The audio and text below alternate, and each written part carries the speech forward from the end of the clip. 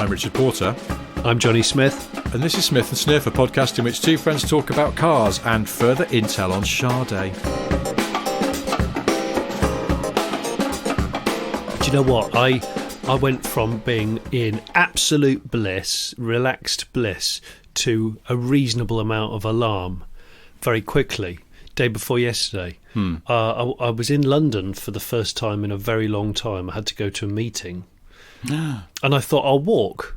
It was like a 2-mile walk, and it was quite a nice day, and it just felt really good. London was pleasurably quiet, lots of electric cars and not very many people.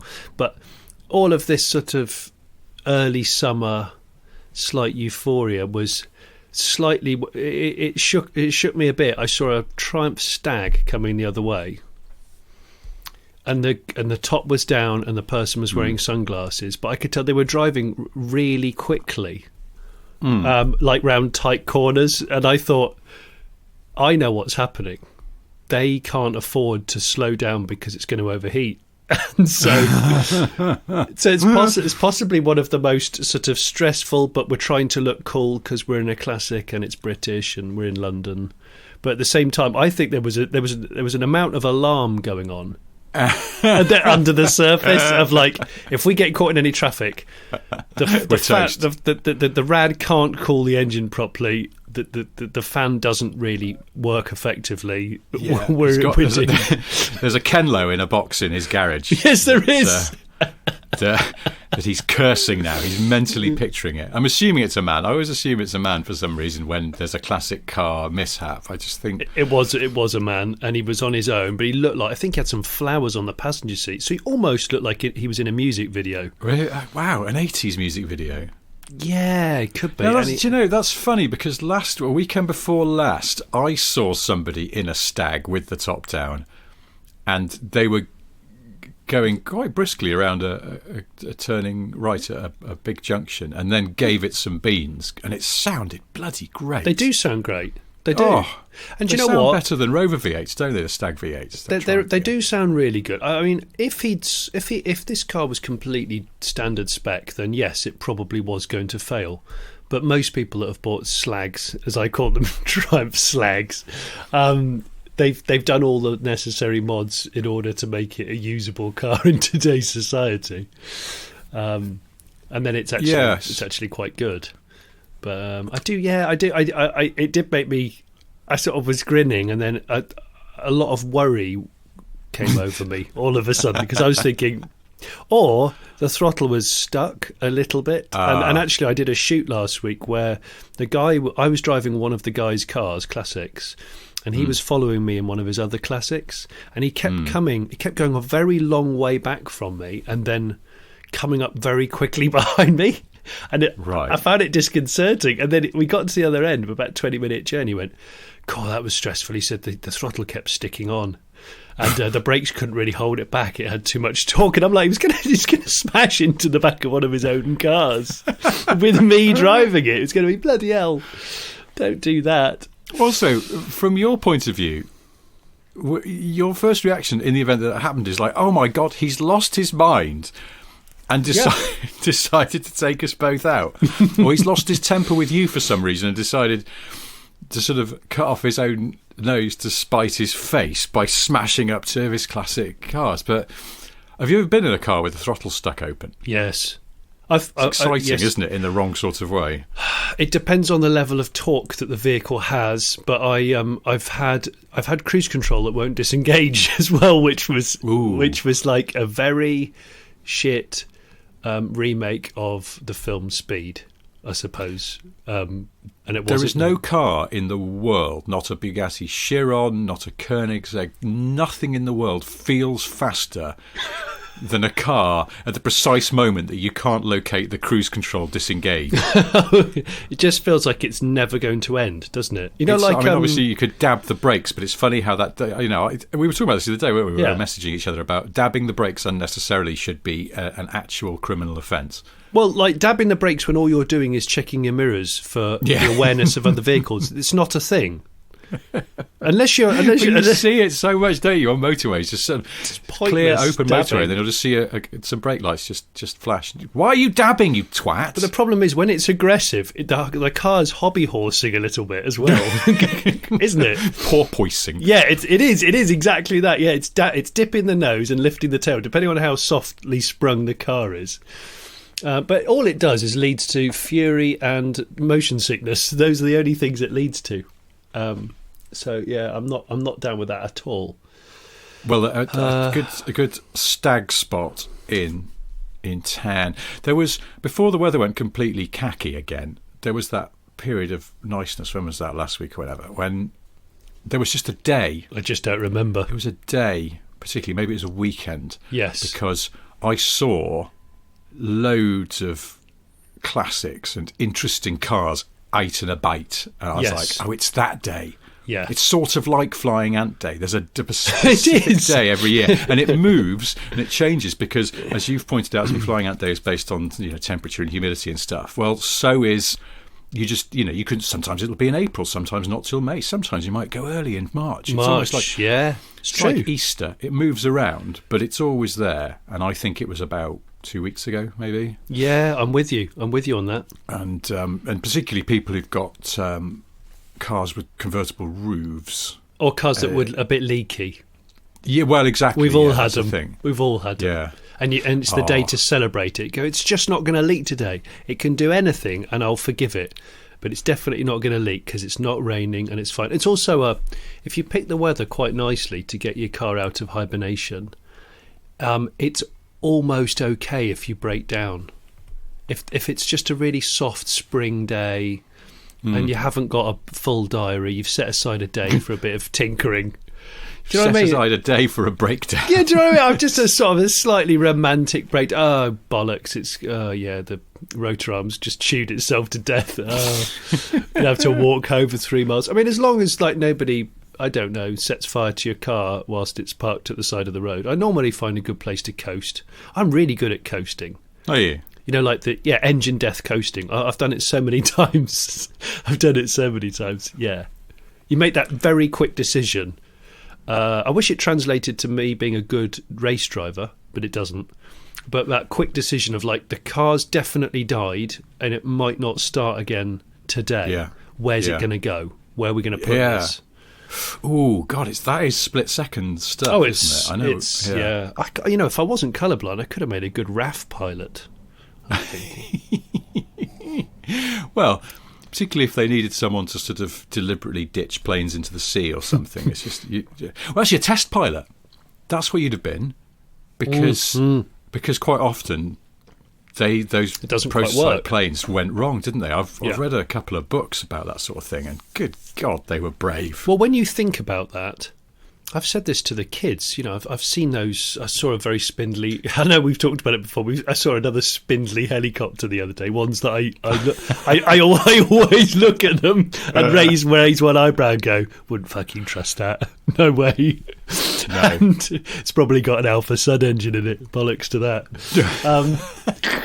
And I said to the kids, the thing is because it was just a pleasure craft thing. I said to my son, you look at that. I said, if that's got an engine in it with pistons and everything, just like a car. But if we break down in a car, we just grind to a halt, right? And we just get out. What happens up there? And he just looks at me and he goes, death? And I went, well, possibly. Yeah, possibly. And of course now helicopter pilots who are listening to this will go, oh, you can counter rotate. And yeah, you do that gyro thing, don't you? Just sort of. But does it really work? I mean, to me, that's like the 1 inch punch. What, 1 out of 1,000 times it will really be effective? With it? Bloody hell! Did you see that thing last week? There was two planes collided in midair in Denver, I think. Really? One was a light aircraft and one was a slightly bigger, but still small passenger propeller plane. One of those what they called swear engines. I don't know how you pronounce it, but swear. It's got swear in the name. Swear engine Metro, something like that. Plain people will know. That's a John Peel session. That's a John Peel session. Yeah, swear engine Metro. Slightly later than planned, but please welcome Swear Engine Metro. Certainly one of my top 7 favourite bands to come out of Leeds, Swear Engine Metro. The propeller plane, the little Cessna, whatever it was. Have you seen? I only found out about this quite recently. Some light aircraft now, they have parachutes built in. Yes. So if it all goes tits, you just pull a massive parachute and the thing just drifts down to the ground. And that's what they did, and it worked, and the 2 people got out alive. And the Swear Engine got kind of like imagine like a long tubular egg. It had the top taken off it like an egg. Okay. Or at least part of it. And it still managed to land safely. It was extraordinary. But so planes now, light aircraft have parachutes in them, but I don't think helicopters do, because that would be logistically difficult to engineer. My friend Nick, my good mate Nick, he retrofitted a parachute to his light aircraft. Oh, really? Yeah, because he just. I think it might have even been a conversation about his life insurance. It might have brought his life insurance down. I don't know. Oh my God! But it was one of those things, because he lives in North Wales, and because of all the mountains, he says you get terrific turbulence and stuff if you're not careful. And that Nick. Yeah. You know, my good mate Nick. Yeah, Nick. You know Nick. Well, yeah. So Nick had a little aircraft for a few years, and because he worked out it was cheaper to go to meetings often across the other side of the country in that than it was to drive a Volvo XC90. So he would take this thing, but of course you had to watch the weather and stuff. And he said, "Yeah, I've just invested in one of these huge parachutes. It's absolutely massive, as you can imagine, because it has to drop very slowly." But yeah, it's pyrotechnically charged, so it blows a hole in the top of the plane, so it's all over. You write the plane off. It's proper last chance saloon type of thing. But that's okay.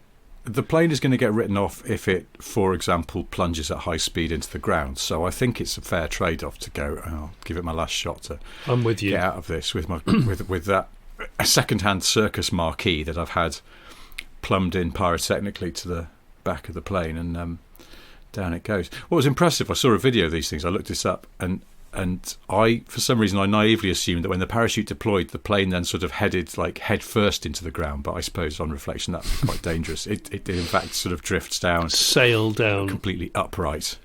I mean, I imagine there's a moment when you pulled the parachute and it's worked and you're now drifting down to the ground where you're sort of thinking, holy fuck, this has actually worked. But then with a little sort of underlayer of, but what when we hit the ground, how fast are we going? Is this gonna, what if we, or because I presume you have little control. I don't know. Or is it a bit like if you've there's been accounts of people having to eject from a plane and they've landed in the sea safely and then been eaten by a shark. Yeah, which must piss you right off. Yeah, or by some like coked up twat on a jet ski, and they just hit you. And they go, "Oh, sorry, mate." And you go, "You've just killed that person who survived a massive air crash because you were off your face on a jet ski." I'm sure that's never happened. No, it doesn't. It's probably never happened. Oh, I know what I was going to say to you. Yeah. Do you remember a while ago, there was a personal plate on a Mondeo, a mint ST200 Mondeo that said Des. Oh, yes. And I said the driver looked like a bit of a Des, and I couldn't quite put my finger on what that was. Well, I found another Des. I got quite aggressively undertaken a few weeks ago by a Golf GTI Mark 6, I think it was. And the number plate just read GTI 4 Des.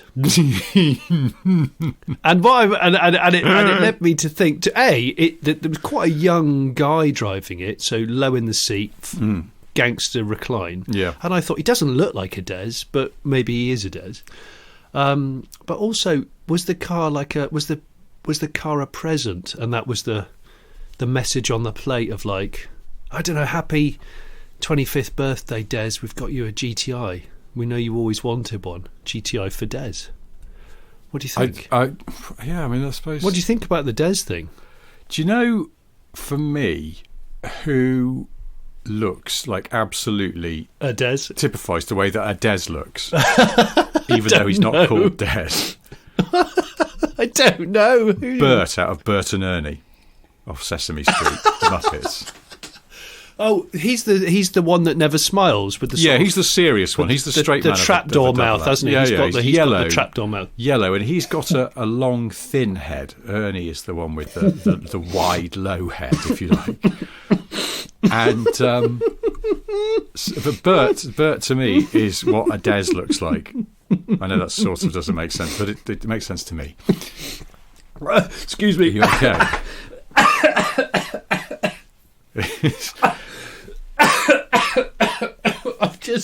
Jesus. Oh, I've just inhaled water up my nose. Oh, I was just hydraulicking that when you mentioned me. If you hydrolocked your own head. I have hydrolocked it, absolutely. Oh gosh, proper sluiced it. Sorry, he's a Des.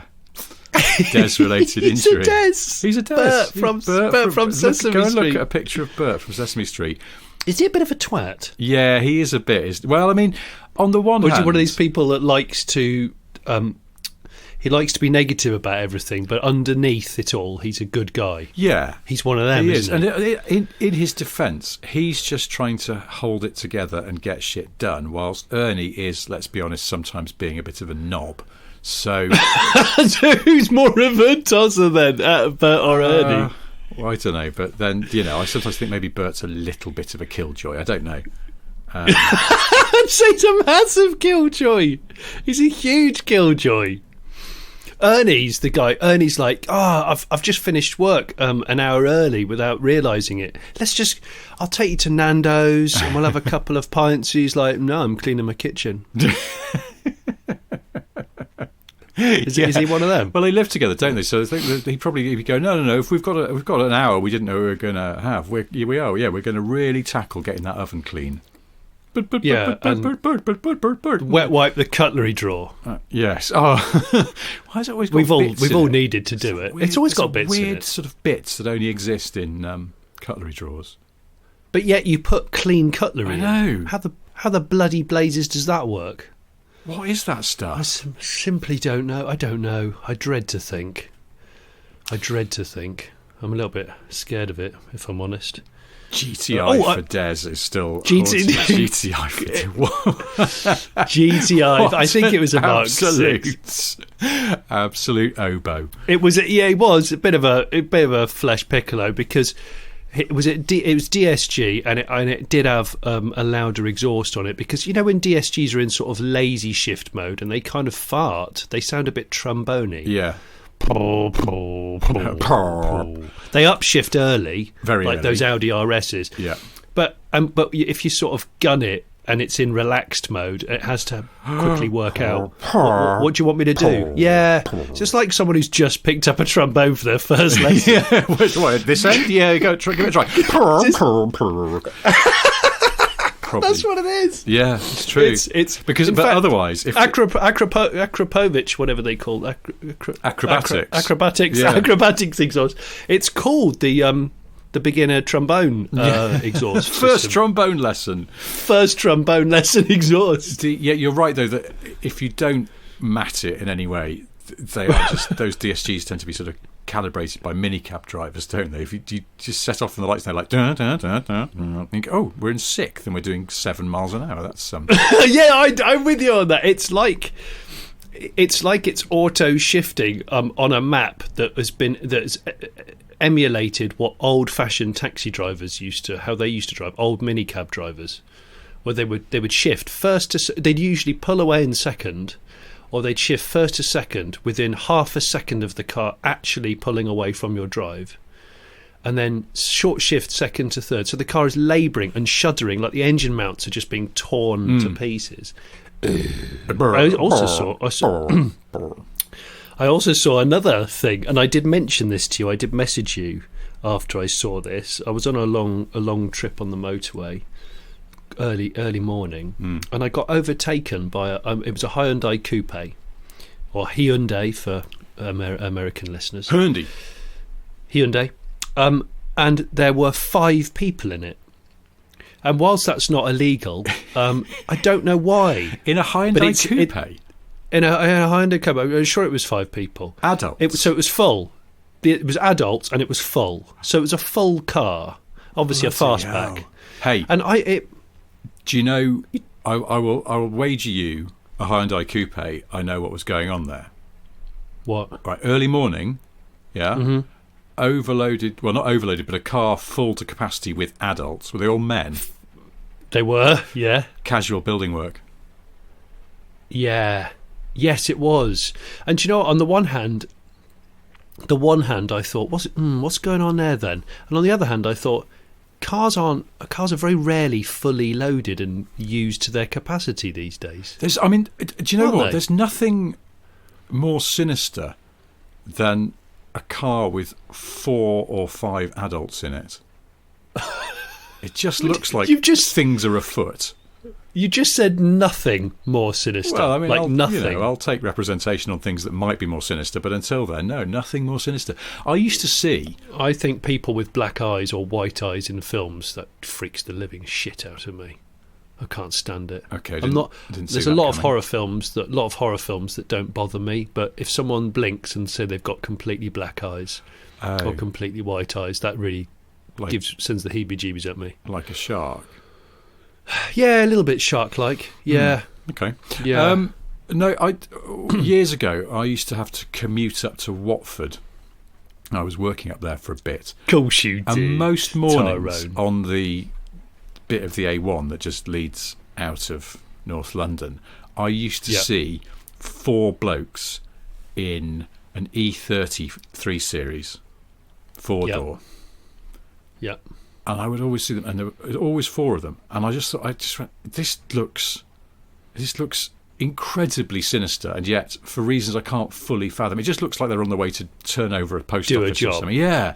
That's I don't know what why. it is. I'm sure they weren't. I think that was also casual building work or something like that. Because have you ever been, I don't know if this happens around your neck of the woods, but certainly around here, if you're ever out early in the morning, there are certain places, often the car parks of building supplies places, you just get those blokes hanging around who are casual building labourers, and they're sort of like kind of plaster dusty prostitutes, because they hang around on the corners, and if a builder needs a bit of extra help, I'll just do a little cash in hand.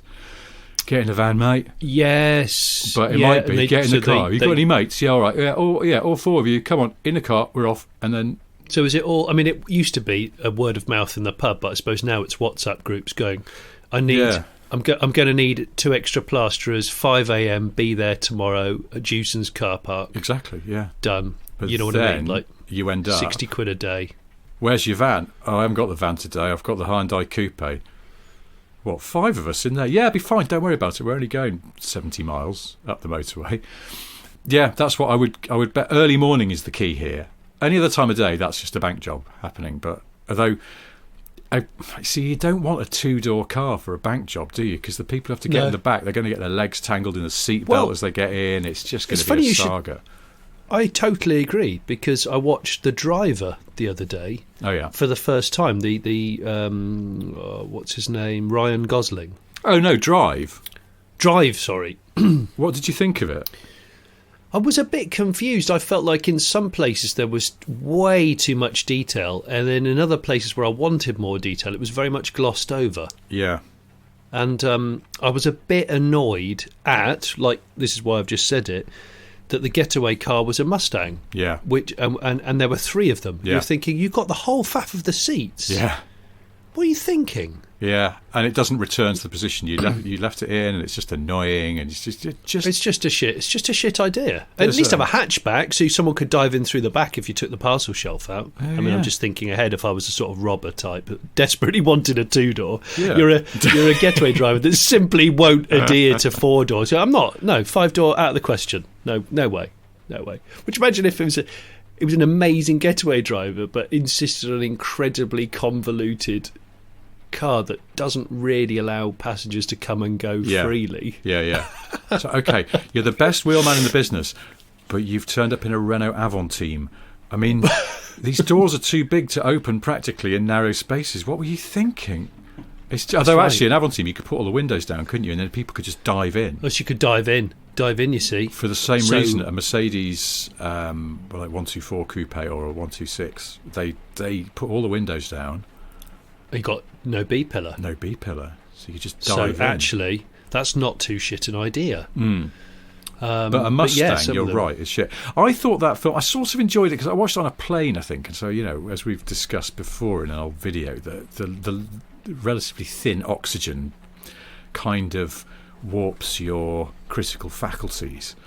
But I also thought that film was sort of pretentious drivel and couldn't decide what it wanted to be. Like, because it was almost an art film. It's almost an art film, but then it's like the lead character is not a likeable rogue. He's a fucking psychopath, and there's the sort of the violence was kind of almost cartoonish, but then it was trying to be gritty. And again, it was like, make your mind up what you're doing here. And I don't know. I thought it was I think it was actually nonsense. I need to watch it again, I think. Yeah, I've always thought, I'll watch that again and see if it's any better or worse. But I don't think it's actually a very good film. It's sort of just nonsense. I remember you telling me, I think you watched it not long after it had come out, and you mentioned that the implausible car chase with the Chrysler 300. Yeah. Where they just simply couldn't shake off the Chrysler 300. Yeah. You're like, really? Yeah. I mean, do you know what? If you might not be able to necessarily outhandle it, but neither cars are brilliant at that. But you could outbrake it, I would say. Yes. With my experience of Chrysler 300s. Oh God, yeah. Just do a last minute lane change. It would be gone. Or if you were a Getaway driver who was an accidental brake dabber, I mean, you'd just be sending out all the strangest of messages. But maybe driving really fast, but dabbing. The chasing police officers would become so filled with rage at your piss poor driving that they would, in fact, give up. Do you know what I'd do? I'd have an auxiliary button that I'd add to my Getaway car, which was like a steering wheel button. It would look like a fire button on a joystick, but it would just be an additional brake light button. So I could just drive along and weave side to side, and just keep pressing the brakes so they think I'm going for a brake dab when I'm just not. Just to fox the people. Now, what do you think? I feel like I've read something about this, but the opposite, where Getaway cars back in, I don't know, the 60s or 70s, used to have a switch that disabled the brake lights. I presume so that if you were getting away at night, you could go full stealth and turn the headlights off and then just disable the brake lights so that they couldn't, there were no markers for where you'd gone in the darkness. I don't know. Yeah, well, there was certainly that in Ireland. I think I mentioned this in a previous podcast. My mate bought what turned out to be an ex-Northern Irish plain police car. Oh. And it had a switch on the steering column, which he didn't understand. Yeah. Spoke to someone from the auction house that he got it from, and they went, "Oh yeah, that's the override brake light and tail light button." He said it kills the brake and tail light. So if you've got to get away from a situation in the dark, it just blanks out the whole back of the car, so there's no reference lights to shoot at. Wow. What car was it? Just an Astra. Oh, shit. I was so convinced you were going to say SD1 or something. No, unfortunately, it was a Mark 5 Astra Life. I mean, obviously, life is quite key to that. Yeah, but life. Life. Astra Life. Oh, that song's bad. Yeah, you know that, don't you? It's a pretty bad song, isn't it? Actually, that's what I was going to say. Drive. The one thing about that movie that is good is the soundtrack. The soundtrack is fantastic. Particularly if you enjoy the sort of synthwave kind of genre of music. I once drove around Los Angeles in an Aston Martin Rapide listening to that soundtrack at night, and it felt like being in a movie. Were you on your own? Yeah. Yeah. Oh, well. So you think there's nothing more sinister? Well, it's not a humble brag, is it? I don't know what that was I just said. Just being a twat, basically. But no, that's cool. I'm all right with that. I'm all right with that. I've done it.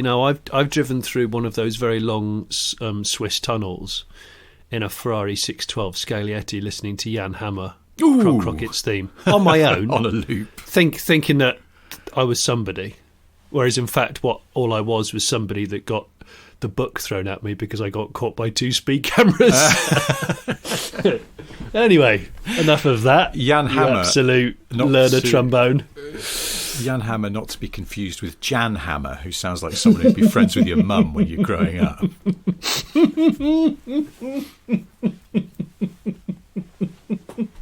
Right, I need you to tidy up in here because Jan's coming round. What? Jan Hammer? Yeah. You know, Kevin Hammer's mum. Yeah, Jan Hamir. Yes, Jan Hamir. She's... There was a lad at my school whose surname was Hamer, and for some reason he was a lad in a year above, and some of the kids in that year used to deliberately call him Hammer instead, and it used to really enrage him. I mean, actually, in retrospect, it's quite a good... it's like a wrestling name or something. I was going to say, or if he played rugby and you were up against the Hammer. Oh shit, it's the that's Hammer, pretty yeah. cool. Yeah, don't fuck with the Hammer. Yeah. Seriously. I'd be cool with that. Bloody hell. Now, we've pulled a few threads and it has released things. The Wasp's Nest has released some extra things into the kitchen of this podcast.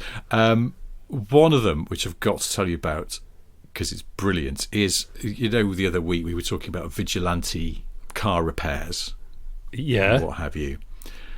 A mutual friend of ours, who I won't name, he sent me a message that he's actually done. So he used to work for a large car company. Yes. And while he was there, the marketing department were having a clear out and just throwing stuff into skips.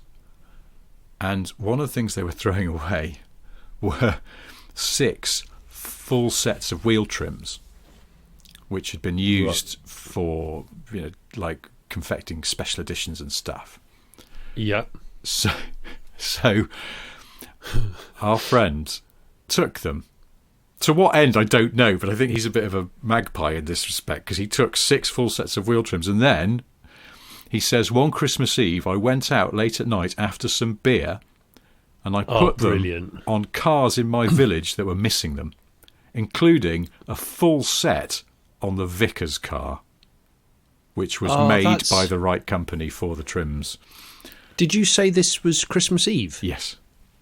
Oh, that's wonderful. It's magical, isn't it? And the vicar as well, who's busy and probably a bit stressed around Christmas because he's got a lot on.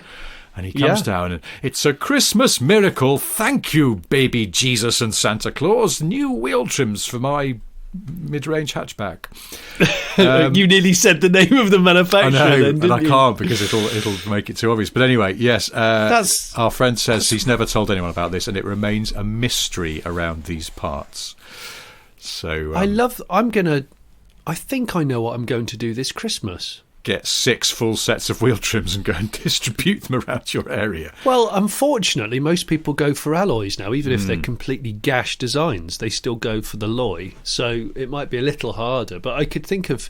There's sometimes rubbing strips missing. There's sometimes... I do find crazed dull headlights a thing. Oh, yes. And I think I've got a cordless little polisher that might be loud. I'd have to check. But I could get rid of that car. What would you call it? Like glaucoma? Yeah, I don't know what it is. car cataracts. Yeah, it gives car cataracts.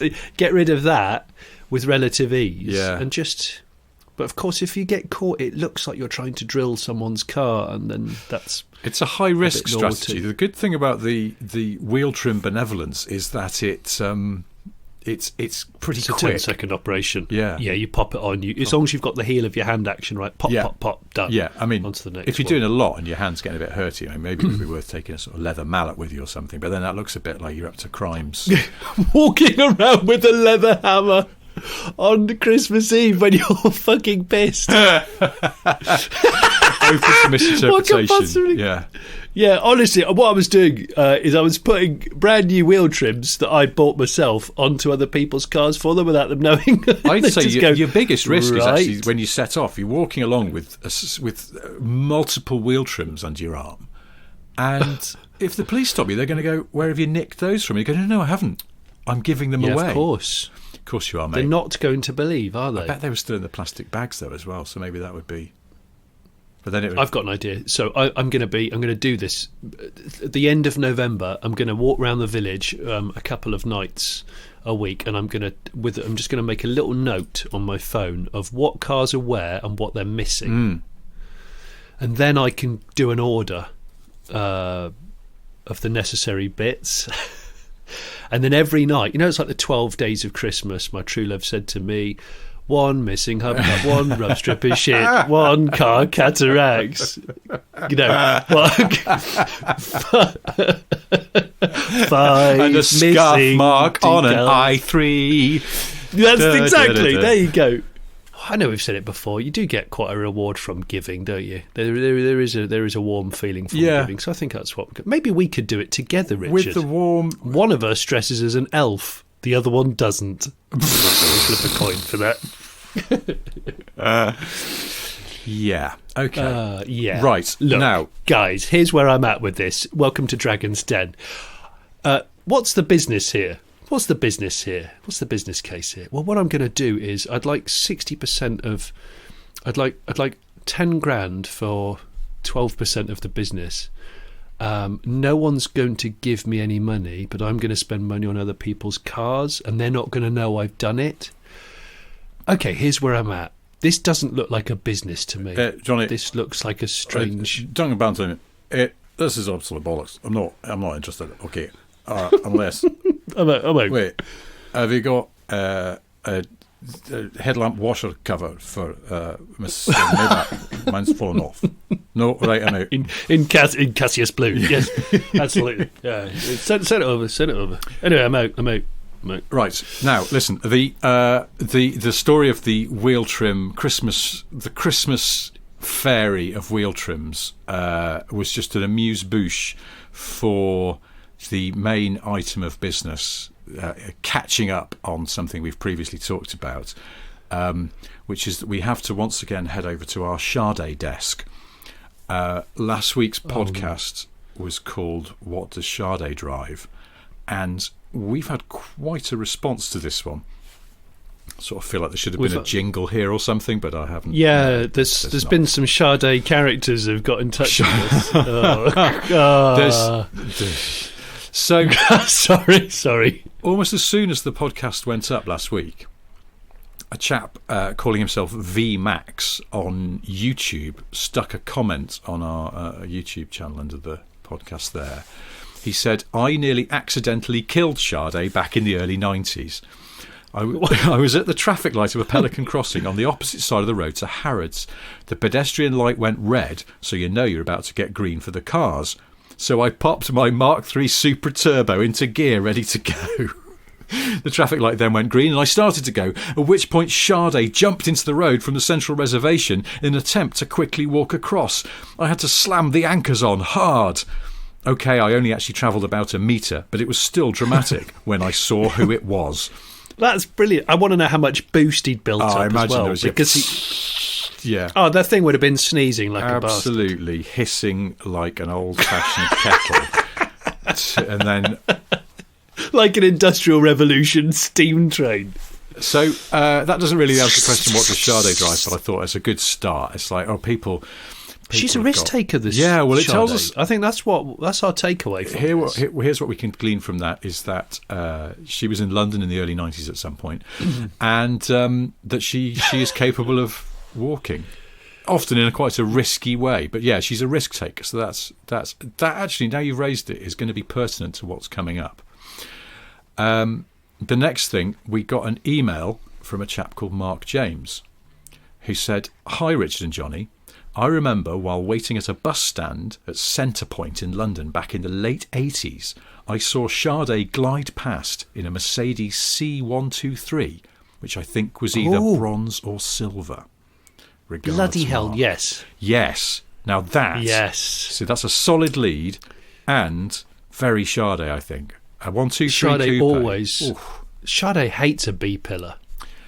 Why would she have a B-pillar? Yeah. She always would go for a pillarless or a convertible, wouldn't she? Yeah. Well, also, if my memory of the Sade biography is correct, she didn't have kids at this point, so she's not going to... Why would she have a saloon or an estate? She's going to go coupe. And of course she is.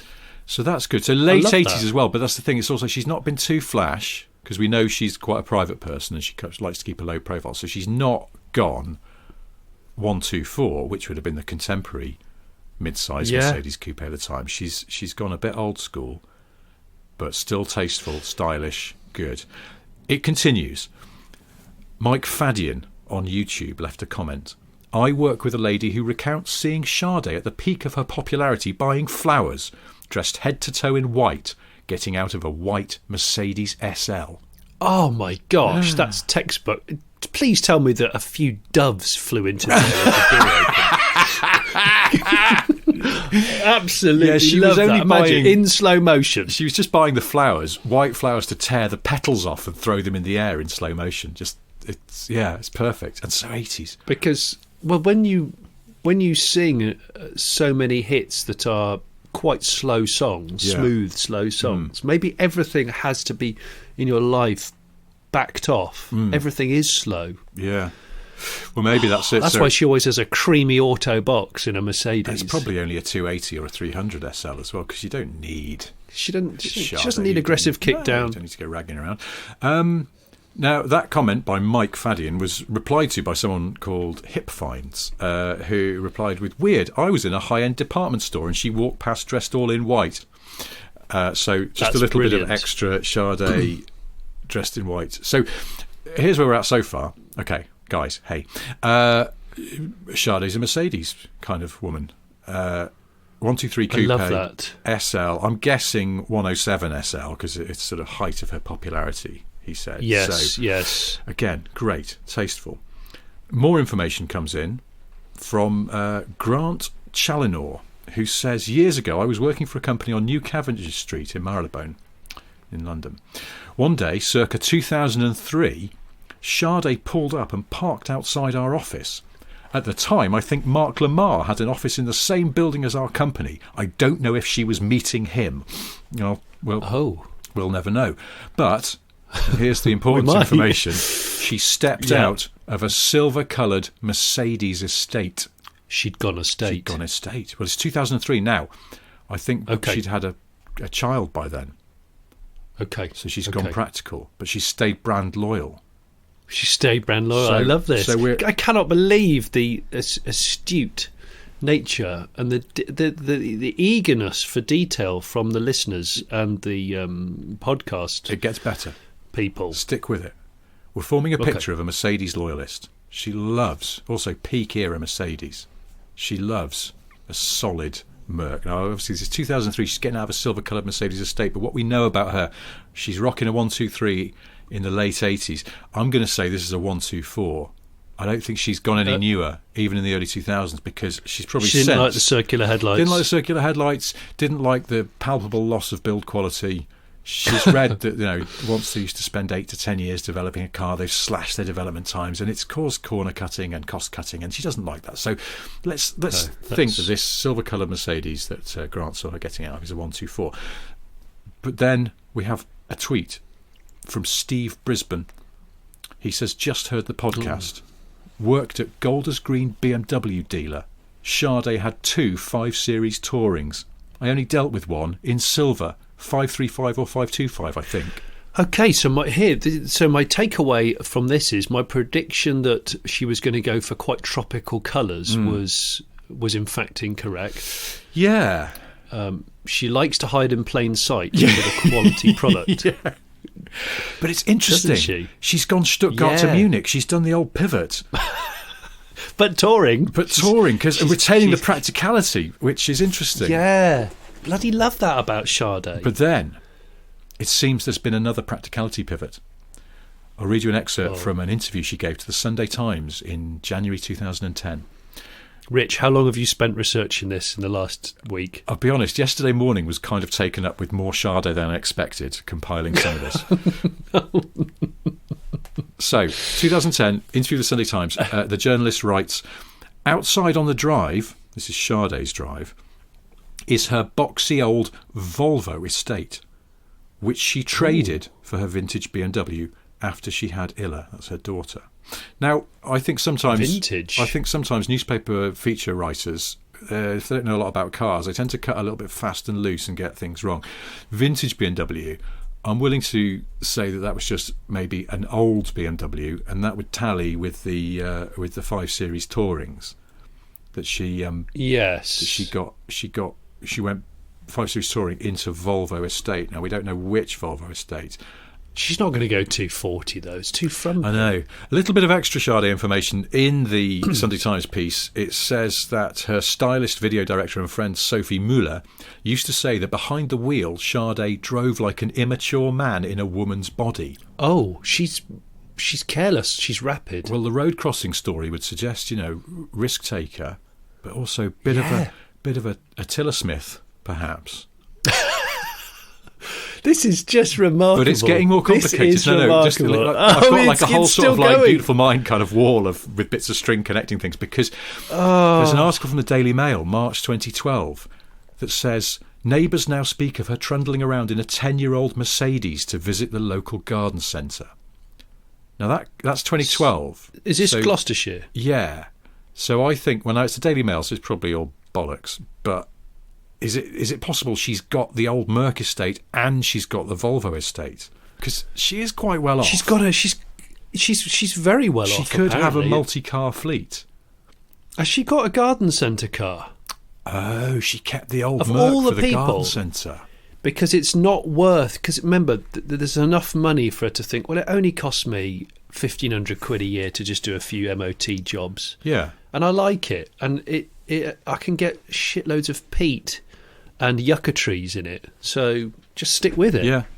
Yeah, and then that's amazing. Then you haul the kids around in a sort of nicer, more modern, safer car, and it's a good strategy. Absolutely, it's admirable. However, then we get fresh information in, and this all gets a bit more complicated now. Jonathan Harper on Twitter says, "Hello, I've seen Sade's car.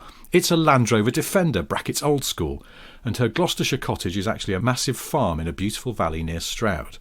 Now, I called out Jonathan on this. I said, "Look, we've got some intel in already that's suggesting not Defender. No, we've got other cars in the mix, and this feels like Sade is erring towards a premium brand estate car." But he says, yes, there was definitely a 110 parked outside the house in fairly posh spec, although I think her mum lives within the same estate, so maybe Sade had a white Testarossa parked out of sight and it was her mum's. I would dispute the Testarossa, but yes, this is, maybe the Defender is somebody else's. Perhaps it was the gardener's, who knows. Sean Turk then leaves a comment on YouTube with some extra intel about the Volvo. She had a P3 XC70 for many years. It came to the Volvo garage in Gloucester I worked at many times. Her husband always wanted any work it needed doing as cheaply as possible. So she had an XC70. I did think if she lived in Gloucestershire, rural Gloucestershire, an XC. I can't see her in a Defender. No, I can't. Maybe. I mean, it's too manual for her. I think so. I think that's a red herring. I think. I reckon that was someone doing tree surgery. Yeah. At the time. Or it's her partner. It could be her partner's car. He might prefer a slightly more rough and ready thing. But I think Sade is a premium estate kind of lady, and this is borne out now by a chap called Tim Smith who emailed in and said, years ago, around 2007, I was very much in a motorbike phase, using one all year round. I'd become a suitably salty rider who was not averse to giving a bad driver a good shouting at from inside a helmet and leathers. Yeah. He says, I realise how bad that sounds, but let's move on. One day, while traversing a badly thought-out diversion in a pretty Cotswold town, I found myself in a small traffic jam. As I made my way to the front of the queue, I realised that side of things was being held up by a large, badly placed XC70. The driver was refusing to mount a very small bank, which would have solved the quagmire. Feeling the righteousness of every single biker inside of me boil out of my mouth, I shouted, "Just get up the bank, it's a bloody off-roader!" Only to have the small, finely proportioned face of Sade shout back, "Oh, very clever." Oh my God. In conclusion, Sade liked an XC70 then. I bet she has an XC90 now, he says. I've got to say, she's calm but feisty in a strange way. Yeah. So, wow. Well, I think that's our most solid lead. She is not an easy listening driver, no, it seems. Although, as I messaged you the day, after we recorded the last podcast and we were talking about Sade, I went out in the car for quite a bit and I stuck some Sade on. And I tell you what, it's very conducive to sort of gentle, economical driving. Hypermiling. Sade should release a hypermiling album. Yeah, super casual jazz for economical driving.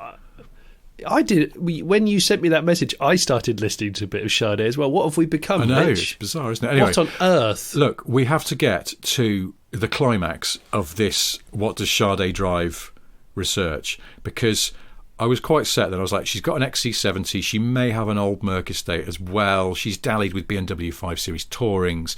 We're forming a picture of a lady who likes a quality estate car and probably runs it for a long time, gets her money's worth out of it. She's not frivolous, she's quite low-key. It all fits. But then we had an email from Ian Miles. Oh. And the information in it shocked me to the core. Speak. Ian says, "Hi guys, I've just listened to your recent podcast featuring, amongst other things, Sade. I live in Stonehouse in Gloucestershire, and she lives a few miles away. I own an auto parts store in Stonehouse, and I have often served Helen, brackets Sade. She owns a dark Seriously? maroon red Mazda RX-8. What? And buys top quality two-stroke oil to put in it. Her husband/boyfriend did the Sohn adapter kit conversion to enable it to have an oil reserve rather than pre-mixing it with petrol. She's quite knowledgeable about it. What? And it was she that explained this to me when I first questioned why she was putting two-stroke in her car. You were right on 2 accounts in your podcast. 1, yes, she still looks beautiful. And 2, she is indeed very private and probably won't do an interview for you. Kind regards, Ian." Now, I thought Ian was taking the piss. I thought, I can't believe, after all we've learned about Sade, that she's got a Mazda RX-8. And what I thought, I know what's going on here. I'm on to you, Miles. You're building up to a Wankel rotary engine-based smooth operator gag. So I challenged Ian on this. I said, I can't tell if you're joking or not. Ian replied, "I'm being totally serious. She's been coming to my shop for 10 years or so, Stonehouse Auto Parts. It's on a petrol station forecourt, Bridge service station. She's well known to the girls that serve in there. She's always really polite, and most people don't realise who she is." The Mazda conversation was about 5 years ago, but I have seen her filling it up quite a few times since. I remembered the conversation because I've been flogging car parts for years and hadn't heard about adding two-stroke to rotary engines. If I recall correctly, her husband/boyfriend was insistent that she remembered to keep the oil topped up. She may also own a Defender or other 4x4, as we are out in the sticks, and I don't think the NRX-8 is renowned for its snow-travelling capabilities. I hope this solves any confusion. I'm struggling to believe that this... So she's a rotary enthusiast who understands the intricacies. First I'm of all, amazed. Ian swears, and he absolutely swears hand on heart and on his business, that it's all legit. But I looked up this Sohn adapter kit conversion, and it's a thing for RX-8. I love this. It's the last thing I was expecting you to say. I know. Well, it's quite startling. But I think, in conclusion, last week we asked, what does Sade drive? She may still have a Volvo XC70 for more practical means, but Sade drives a Mazda RX-8. Bloody hell. With some choice... with a thoughtful modification to keep the famously tricky rotary engine in good fettle. An oil-thirsty... Yeah. That's incredible. That is so niche, Rich. I was not expecting... I mean, thanks to all of you guys, the people that listen to this blooming podcast, for being so astute and taking part in the chats. One flippant comment about maybe Sade driving some sort of like slinky Merc, and look what it's done. I'd actually made another note after we finished recording last week. I went off for a drive listening to Sade. I'd changed my mind because I said she'd probably got a legacy Outback, and I feel like actually I wasn't. In retrospect, now I wasn't wrong, because she does like a low-key estate car. Yeah. But I'd made a note. I thought, I wonder if she's into horses, because she lives out in the sticks and it feels like it's quite a horsey country. So I was thinking she's got one of those Discovery 3s that's absolutely full of straw. Do you know what I mean? It's got like those plastic overcovers on the front seats, so you can get into it when your clothes are covered in Christ knows what. But then I'd also made a note. I was like, what would Sade have for weekends and high days and holidays? Exotic and sleek. And I'd written down Citroen SM. That would be amazing. But SM's good. Yeah, but as it stands, here we are. We now have actual solid information. So I feel like... I wonder if her RX-8 is auto. Oh, I hope not. No, but because I had her down as a strictly auto box 2-pedal girl, but maybe I'm just grossly wrong. Well, I had no idea we'd be talking so much about Sade. We'll draw a line under this now. We don't want to become Britain's leading car and Sade podcast. Apart from the else, it feels like Sade herself would be slightly horrified to be discussed so much. But that said, if you are Sade and you want to get in touch and just set us straight on exactly what the current Sade fleet consists of, then smithandsmith@gmail.com. We'd love to hear from you. We would.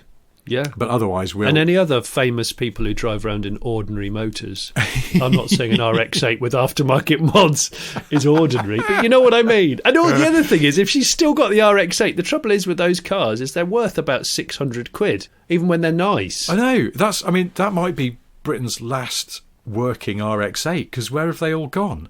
Well, they've all been scrapped for their interiors. The engines have blown up, or people use the shell and put an LS motor in it. Yeah. And it ends up turning into a bit of a Frankenstein. But I bet she's knocking on... If Mazda's listening to this, Mazda PR, I think you need to seriously accelerate the R&D of the next Wankel, and Sade could be a shakedown driver. Yeah. I think it'd be amazing. Yeah. A Sade shakedown. Of course. There we go. She's famously private. It could be that she's actually been assisting Mazda with the development of their rotary-engined cars for years, and we just don't know about it. That's why she doesn't put out albums very often. Because she's constantly having to pop over to Hiroshima to do a bit more track work in a prototype. Spot her also, at the airport. Are you touring Japan? No. No. No. I'm doing a drip feed oil conversion on a couple of other very, very highly strung. Come to talk to the engineers about rotor tip seals again. Yeah, I mean, this is just bloody hell, Rich. This is amazing. Well, there we go. Case I love doing sort this. Of closed.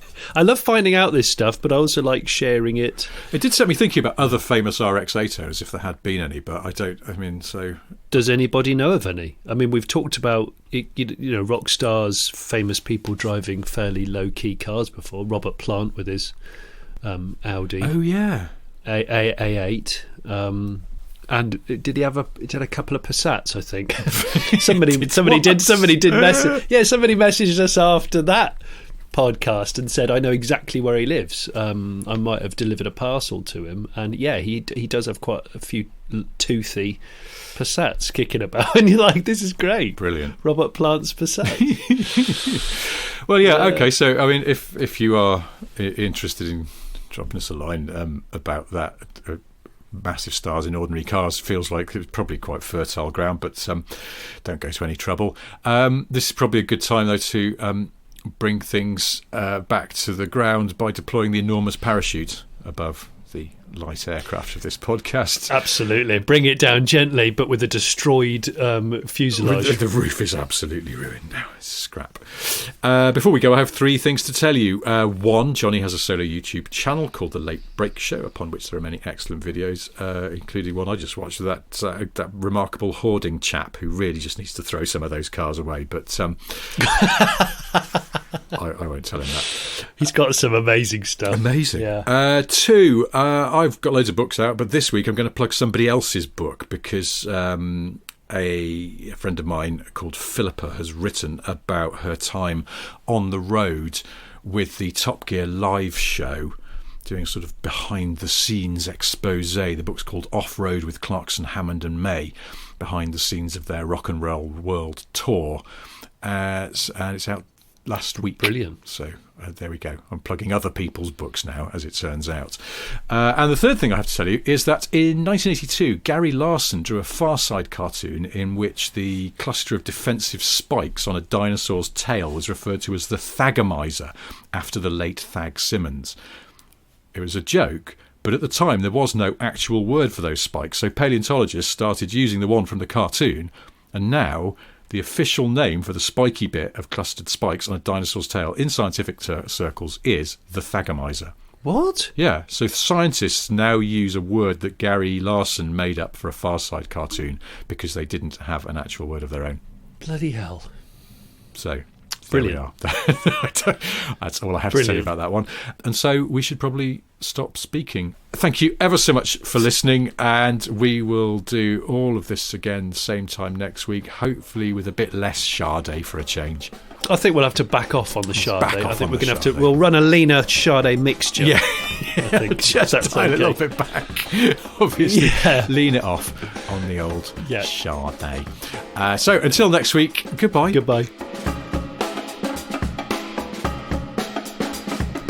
God, Sade heavy that was.